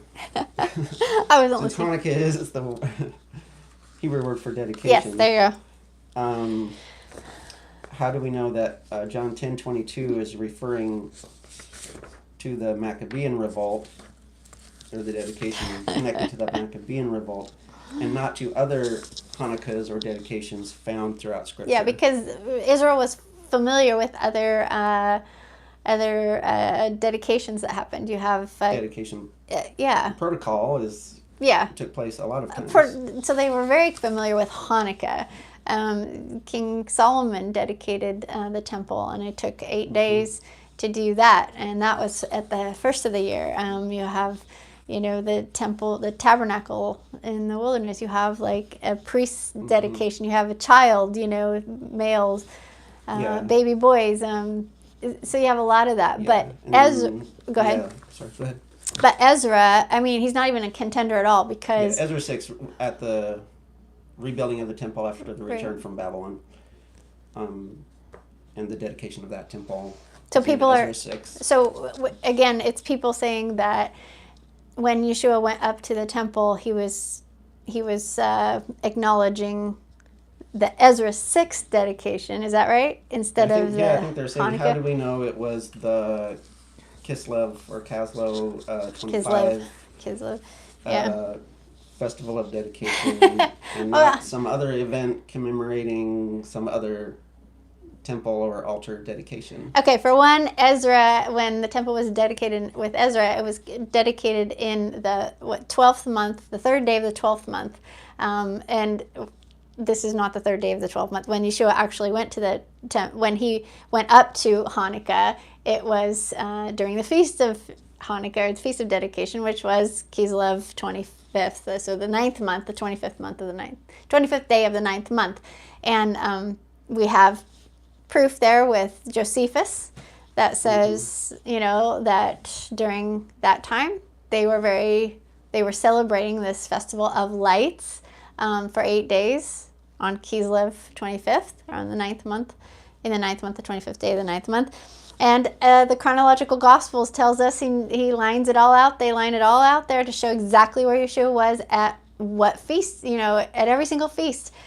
During his ministry, we see where he was, and he was at the temple on the 25th day of the 9th month, celebrating Hanukkah. So, Ezra, but here's the other thing, in Ezra, it wasn't even a commanded national holiday. There's no proclamation in Ezra. Yes, they fulfilled the Torah protocol to dedicate the new temple, right? But nobody made a proclamation that said to keep this date all generations in perpetuity, right, or every year from here forth, like there is in Maccabees. Right. Yeah. So I think between knowing, and have the Jews. Do the Jews have other Hanukkahs or that they've been keeping since Yeshua's time? Right. Do we just throw out the witness of the Jews? That's what blows me away. Is like people want to, and I feel like it's an anti-Semitic thing. They just want to throw out the Jewish traditions completely. Well, you know what, people? If it wasn't for our brother Judah, the Jews, keeping the Torah alive, you wouldn't even know anything about it. We would know nothing about any of the feast days had our brother Judah not, with blood, sweat, and tears, kept the feast days and kept the Torah alive. Even though they get some stuff wrong, even though they don't acknowledge the Messiah, we owe a lot to our brother Judah for keeping the festivals. And they kept Hanukkah on the 25th day for 8 days in the 9th month, ever since the Maccabees. So, and Josephus says, that was exactly what was going on at the time of Yeshua. Why would Yeshua go up at any other time? Yeah, and we are not aware of any other dedication commemorations there is that none. were going on year after year. None. There's only one. To be a competitor with. Right. And if you look at the symbolicness of it, they have the abomination of desolation set up in the temple and everything. You have that. Daniel's talking about at the end of the 2300 day prophecy that ends in Hanukkah. I mean, there's some biblical math to do right there. It ends in Hanukkah, but then the duplication of it in the future. I mean, what Ezra was going through had nothing to do with that. There was no abomination of desolation. It wasn't like that. It was, they were rebuilding, but it wasn't. Right. It wasn't the same thing. Important because it's very one important layer of a multi-layered prophecy. Right. That we're in the middle of, that has yet to be fulfilled. Yeah. Which now that I think about it, that would be a really horrible thing to try to say that this was not the Hanukkah that happened at the Maccabean time, because that's prophetic. Yeah. This one with Ezra and any of the other ones, not prophetic. Right. It was something that happened, and it was something that they actually did a Hanukkah for, a dedication for, but it has nothing to do with a future fulfillment of it. So we can actually know, that when you see these things happen, then get out of town. Yeshua actually references Hanukkah and the abomination of desolation set up. And so if you want to say this is about, then you're unraveling Yeshua's words, you're unraveling everything. Like, don't go there, people. This is another straw man, in my opinion. Yeah. Yeah, Daniel, Revelation. Yeah. It's all tied together. It is. Yeah. Hanukkah is very, very important as a historical thing, but then the shadow pictures of what's going to happen. Yeah, and I don't take think that away, people and that's not good. realize, that maybe they're on some holy ground and they need to tread softly. I guess a word of caution to, tread softly here, because if Papa has legitimized this and said it's important, with his actions and in prophecy, and Yeshua, I don't want to be anywhere near ya when the lightning strikes. Oh my gosh. Yeah. This is we need to be careful what we're starting to poke and I feel like people really get way too careless with this. Yeah. And I think there's also this fascination with ancient knowledge that I just want to touch on. Why people move into this movement and then keep right on going into the New Age craziness. Oh my gosh.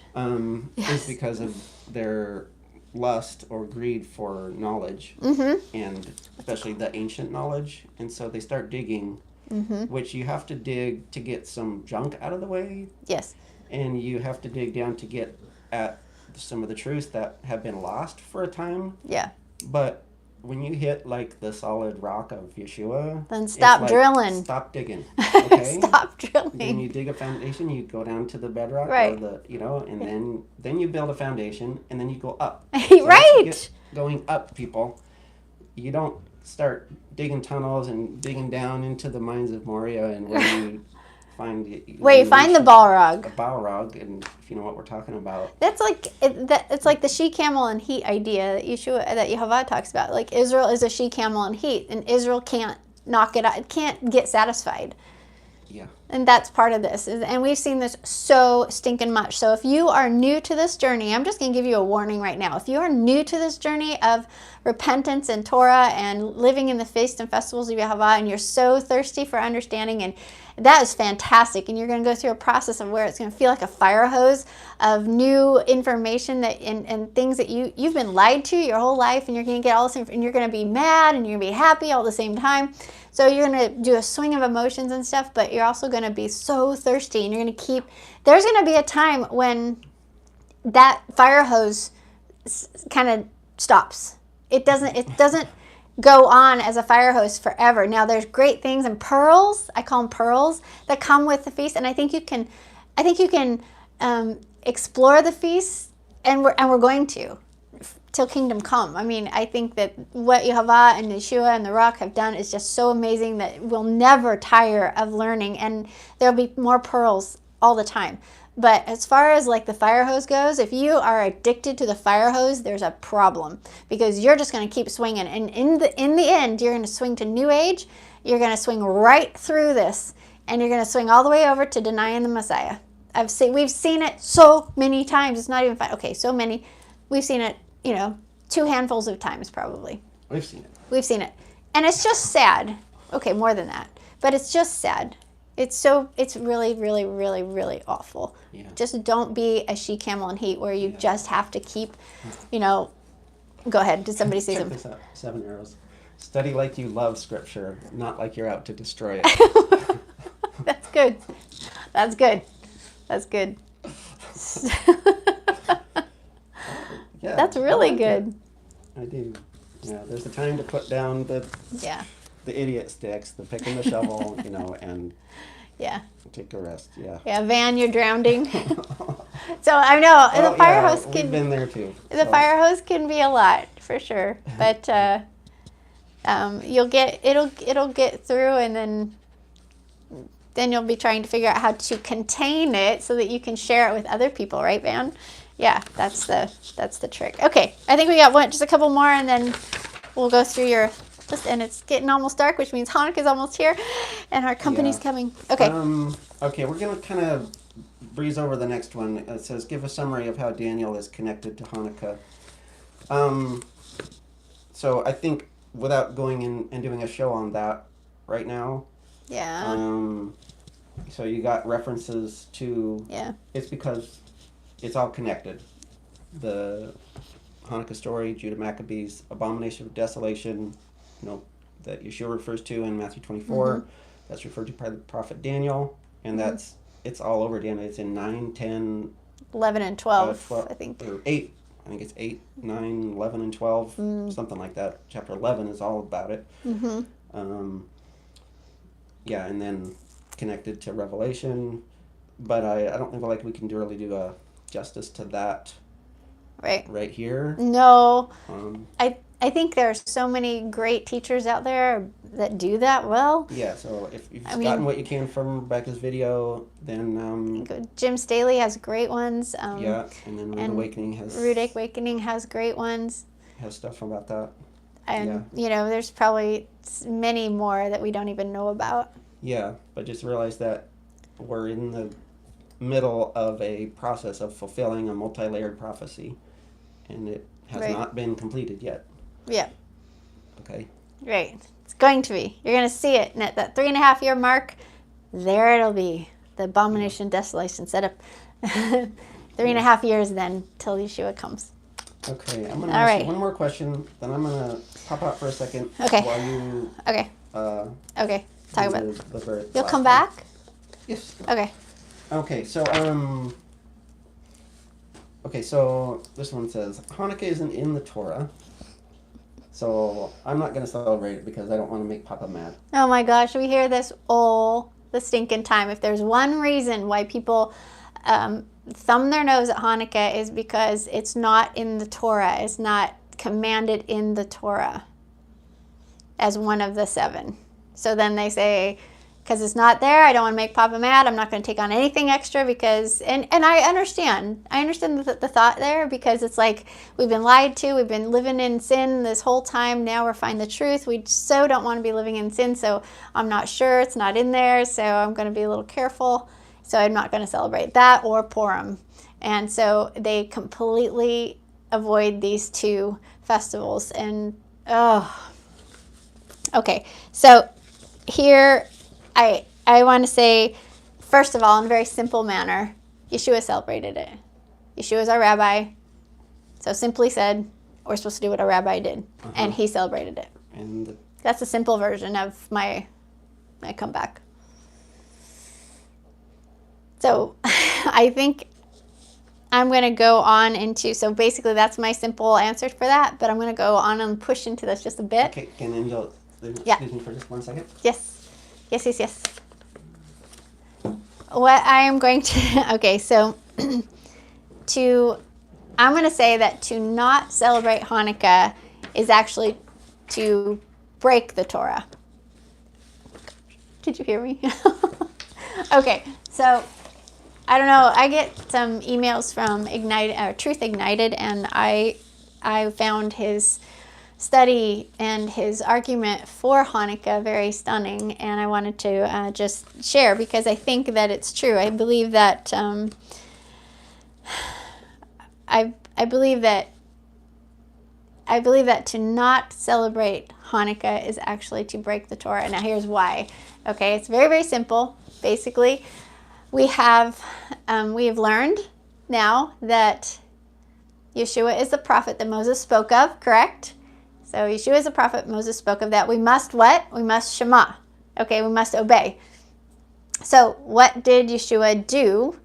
Yeshua celebrated Hanukkah. All right? So I guess you have to believe that he actually celebrated Hanukkah in order to track with me here. But Yeshua is the living Torah, correct? Yeshua's life, his words were completely in line with Yehovah.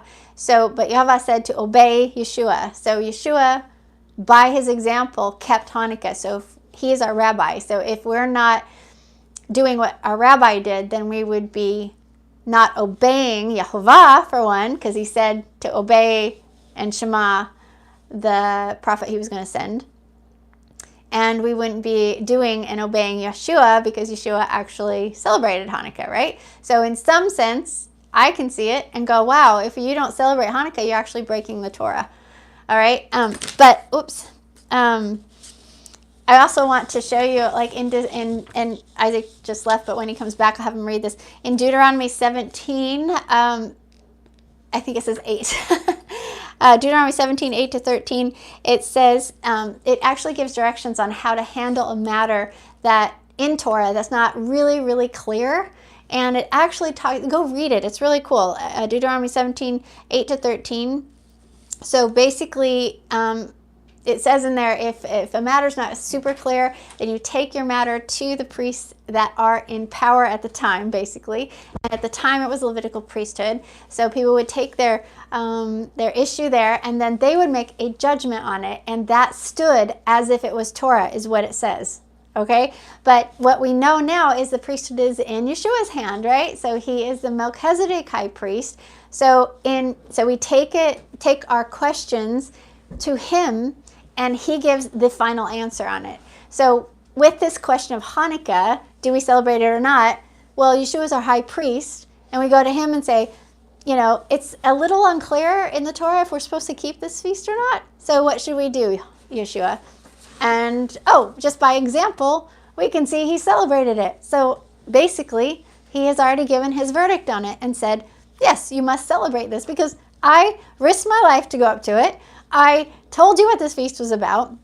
The more you dig into Hanukkah, the more you understand that it is a cleansing of this temple and a rededication back. You also see that it is priesthood dedication, ordination actually. So 7 days of cleansing and, watching Yeshua do his work, cleansing, and then rededication on the 8th day, and then you enter your priesthood jobs, your ministry to him. So this festival is so stinking beautiful. Okay, that was like this is so beautiful and it's so deep. There's so many great things about it. So that's my take on it. Is what I'm understanding this year is that to not celebrate it is actually to break Torah. So to say that I'm not going to keep it because it's not actually in the Torah, well, I think you're wrong. I think it is in the Torah because Yeshua is in the Torah, spoken of as a prophet. Moses spoke of the prophet Moses spoke yeah, of. I was going to ask if you covered. Yeah, I did. Yeah, that one. Yeah, I did. The one we must obey. Right. So there you have it. There's my answer on that. Yeah. And can I ask, what's the, Yeah. what we've been doing it for some time. Yep, long time. And what has the fruit been? How has it proven Oh. itself by its fruit, Oh, that's a really good point. To fit into, the annual cycle, of things we do. So Hanukkah is all about heart dedication, cleansing and dedication. In order for that you're ready to hear at Purim how to get dressed for the king, so that you're dressed appropriately when you show up to the spring feast. And in there you've also got the calendar kind of audit at Rosh Hashanah to make sure you're on the right calendar so you can enter the feast properly. So here, Hanukkah is super important. In fact, some people like to start the calendar year in the sense of, starting with Hanukkah because it's all about cleansing, rededication. Then you move on to Purim, which is all about how to get dressed. What's the dress? What's the wedding dress? And then you move on into getting yourself in alignment with Yehovah and his rhythm at Rosh Hashanah, and then you enter the spring feast, which are super powerful. So in Hanukkah, we've gone through so many cleansings, and the fruit of it has been amazing. The fruit of Hanukkah is beautiful. So, and same with Purim.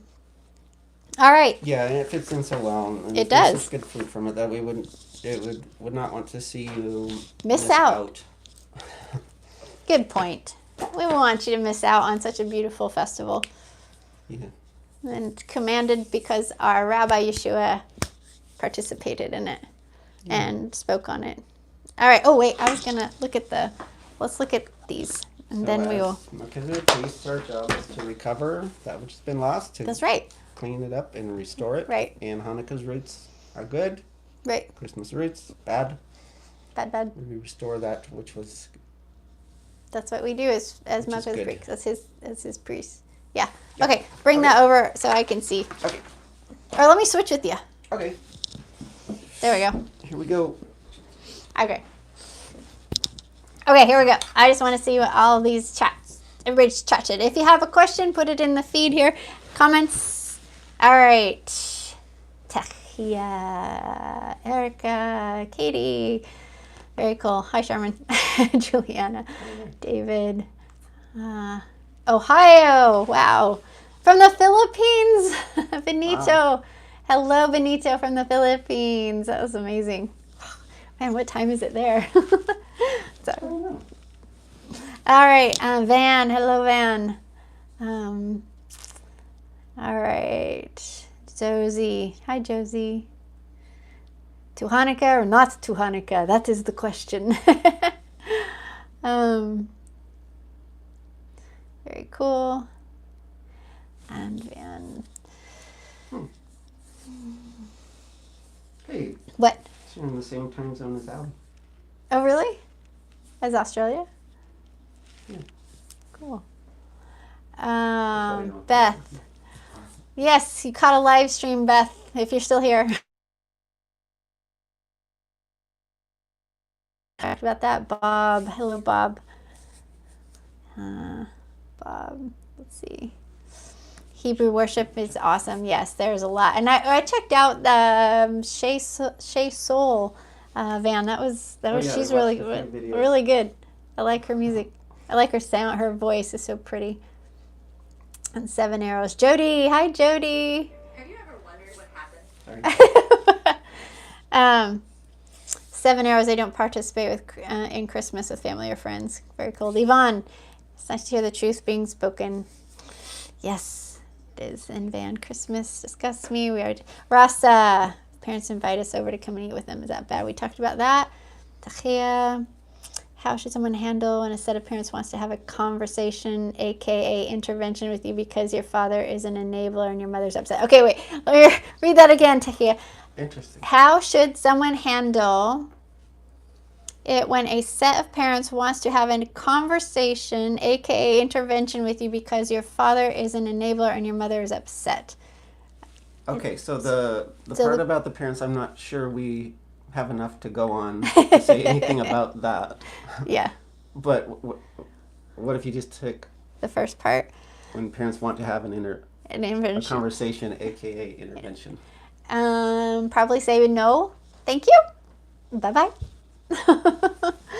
No, if somebody wants, no, because they're going to corner you. And frankly, like, I feel like there are people who have the debate thing down really well and can really harm your new journey with questions that you may not feel like you're equipped to answer on the fly. And if you have like the spirit of the spirit of Christmas, the spirit of evil, there it's a battle. What I was gonna say is, if someone wants to have, like, she seems to have a good sense that it would be more of like an intervention than an actual conversation, like they're curious and stuff, which would be a different thing, and only you would know in your case. But from our experience, like she said, this time of year, that spirit is real, and it's here, and people are under its influence, and everybody goes temporarily insane. Right. And so it's probably not the best time of year to have a conversation. So if you can choose your moment, at another time of year, that would be preferable, I think. Yeah, I think, that's But walk with the Ruach on that one. Here, I'll put that right there on you. Okay, let's see. Van, he's talking to Rasa. If you participate, you will never be able to get mail. If you participate, you will never be able to get them out of the place they are in, hard as it may be. Yes, good advice, Van. Absolutely. I think that whole dividing thing that Yeshua was all about, it's like that's to help people choose. It's help people like make a move. 7 arrows. We have 8 grandkids, and they know they aren't getting Christmas gifts from us because we are Hanukkah people. So, very good. Yes, we have literally rejected. I mean, we spent years rejecting presents that kept coming, and finally they've stopped coming. But we like over and over. I mean, you take the presents and they end up we'd throw them straight into the trash, or we'd reject them and mail them back. We'd return to sender. Yeah, and it was kind of a journey, and it was a process. It took a while, have to admit. That's a tough thing. And then we started getting, then they would start sending us presents in Hanukkah wrapping. At the same time of year. But, and again, you have to walk that one yourself, and because only you know, but we could tell that they were Christmas presents masquerading. Disguised as Hanukkah presents. So that might be another question that somebody would have, is like, can I accept a present at this time of year in Hanukkah wrapping? And my thing is I'm gonna say only if you know that people are celebrating Hanukkah and not Christmas. Right. So if you know those people are celebrating Christmas and all they've done is taken that Christmas present and wrapped it in Hanukkah paper like he was saying and send it to you, you can't accept it. Because, the idea of eating food that was offered to idols, right. This is on that line. They've offered this present to the God of Christmas.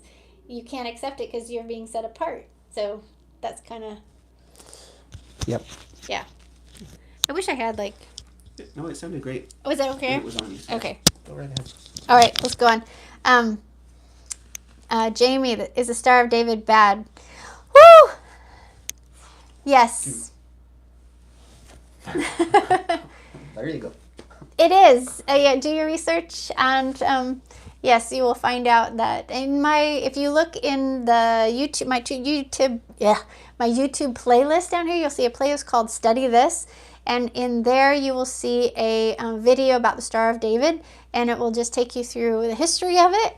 And this is the Star of something that, anyways, talked about. I believe it's Stephen that talks about it right before he dies. Talks about how the Jews have assimilated this star into their life and how wicked it was. So you can't have anything to do with the Star of David. I'm so sorry to say that because it is so everywhere.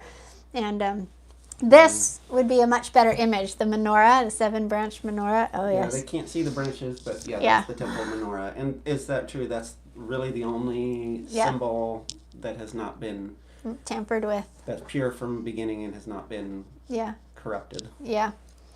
All right, let's see. Or counterfeited. Yeah, elsewhere, counterfeited. I should say. Batya, my parents are lifelong Christians. They think I'm judging them and turning away from the church and Jesus is difficult. Yes, Batya. Yeah, it's always tough when they don't understand. Yeah. Yeah, it can be heartbreaking. We have my parents pray for me all the time and hope that I come back to the faith. So I hear you. Maria, glad I made it. Yay! 7 arrows. Again, our extended family only get mad at us when we refuse to introduce Santa Claus to our young. That's just... I just can't understand that. Like, just have them watch if they would just watch. But then I think if they did watch, would they even be open to it? Would they even have eyes to see? It's like, you can tell them the history of it. You can show them the wickedness of the whole, how the ho-ho came and how Santa came, the whole thing. And they still just refuse. Tahia, but they say it's really about Jesus. I love Yeshua, so they can't believe I won't celebrate Christmas. Yeah, but Batya, they just need some education. But then if they've got that Christmas spirit, like Isaac's talking about, that Christmas spirit is a real thing. It's a spirit, and it invades, and it lives in them, and it tells them what to do, and they obey. They just, unfortunately, Okay. Rasa, yes, it's quite hard to have family gathering other time because everything is set to have time together at Christmas time, right? Just have to pull them. Everyone that participates in the traditions, the sacrifices to that God, Right. and that spirit is empowering Just keeps it going. that spirit and In that adding their family. power to his. Right. And it's Yeah. scary. I mean, and we need to like It's a big realize deal. that what we can't see is real. I remember Isaac made a big proclamation back at the very beginning. He was on a walk in the snow. I remember you went and were walking and you felt the generational sin that had been passed down, and he was coming to have eyes to see, and he turns around in the path and basically says, it stops here and it stops now. It stops with me. It stops with me. Like Gandalf, with the sword. You cannot pass. I know. And that's I what know, each that's one what of we're called to you, do. that each one of you have your own unique situation that you find yourself in, and you have to make that statement. You have to say no more, done, at all costs. You take up your cross and follow him at all costs. It's done. Yeah, because there is a cost. It is a cost. You're going to lose family. You are going to be outcast. You are going to be the black sheep. They are going to question you. They are going to talk about you over the dinner when you're not there. It's just, but you can't be there. And they are going to not understand. And They're not going to understand. cry, and their hearts are going to break. Their hearts will break. And that is really sad, but you're not, Yeshua doesn't say do whatever it takes to not break your parents' hearts. Yeshua says do everything, do it at all costs, don't break Yehovah's heart. So your true family, where's your true family? Your true family is the family in heaven, not your family of origin. Yeah. And ultimately it is the Ruach and Yes. Yeshua that are capable of saving Yes. your family. That's right. And frankly, I heard in my life the words duck, get out of the way, Rebekah, and in connotation with my family, because every time I would go there, I would have these conversations, and all it led to was fights and arguments.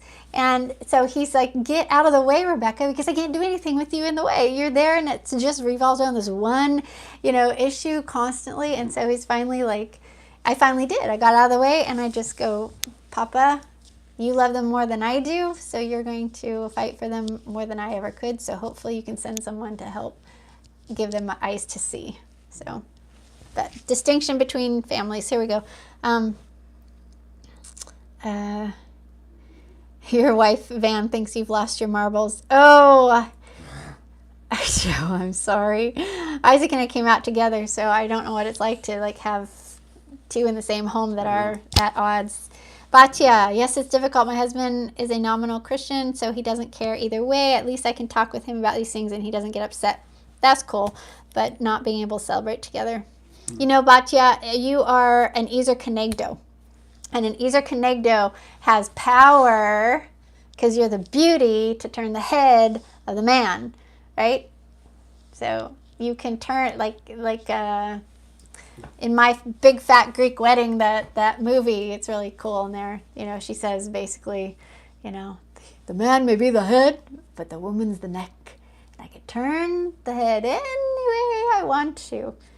Okay, so for the most part, Ezer Kenegdos, you can wake up and you can find your job as an Ezer Kenegdo to woo the heart of your man over into proper worship. So join our group and you'll find out more about that. Can you please show the whole banner? Oh, yeah. Go ahead and... Sure. Yeah. Josie wanted to see the whole banner. So Isaac will lift. There we go. There. Yay. It has pockets.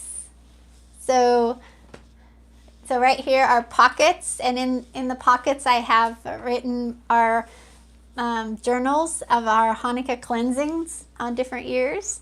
So it's all made of, it's really big and thick. It's like a tapestry. All right. Let's see, Erica, I'll be alone this first year, but it will give me a chance to practice celebrating, learning God's feasts and festivals. Yes, being alone is not always that bad. Come down just a bit. Yeah, being alone can be a good thing. Then you can study and have time to do things to figure out what you're doing. But discussing these things with my family is always tense and disagreeable. Oh, I'm sorry. My in-laws won't talk with me because of my desire to follow Yah's calendar instead of world holidays. Yes, Batya, I feel your pain. Yes, but Batya, you have family, and it's called the family of Yehovah, who love his feast days. So just remember, you have to start differentiating, and maybe someday we'll share about our story of how we kind of came separated out from our families of origin in this matter. And it's kind of personal and difficult to talk about, but if it would bless you, perhaps that is where we should go someday. All right. Jody, I'm funny.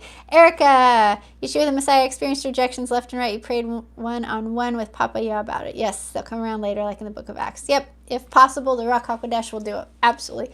Erica, we have your videos available. Yay. Yes, my videos are available in the store on Teshuvah Ministries. Jody, does their camera seem a bit blurry, or is it just me? Ooh, I sure hope my... It's not like super, Jody, the camera is my phone, and it's the front camera, so it's not super clear. Takia, it's clear on mine. Good. Okay, thanks. Tatia, it's clear for us. Okay. Oh, it's fine. All right. Study. Oh, I think I'm getting. Oh, wait. Here we go. I like that. Head knowledge into heart knowledge, Erica. Yes, absolutely. Van, something that's helped me a lot is studying Hebrew. Context is so important, and when you learn the original text, it makes even more sense. Words lose meaning over time. Return to the basics. Yes, Van, absolutely. If you should celebrate it, then we should. Yes. Amalia, Tekia. Yes, this is the third time we have turned them down. I'm afraid they will show up at my house uninvited. Wouldn't be the first time. That's cool. I can imagine. Oh my. What do you do? What if they show up with a bag of presents and they're at your front door? I don't think we ever had that. Not with family. Family. We've had it with other people. Other people that didn't know. Yeah. Well, we're coming up with hey Isaac, we just grab that Yom Torah book real quick, and then we're gonna go.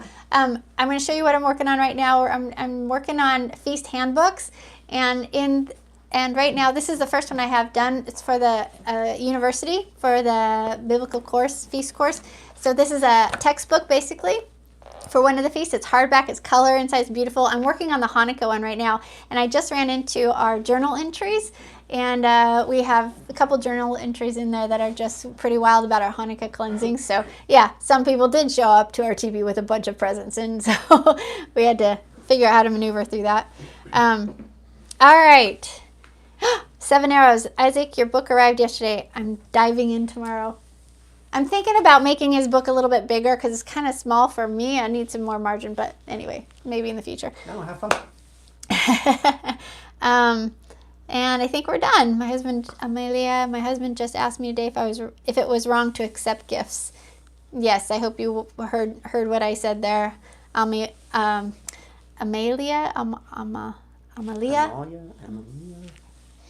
And and to qualify that, we've,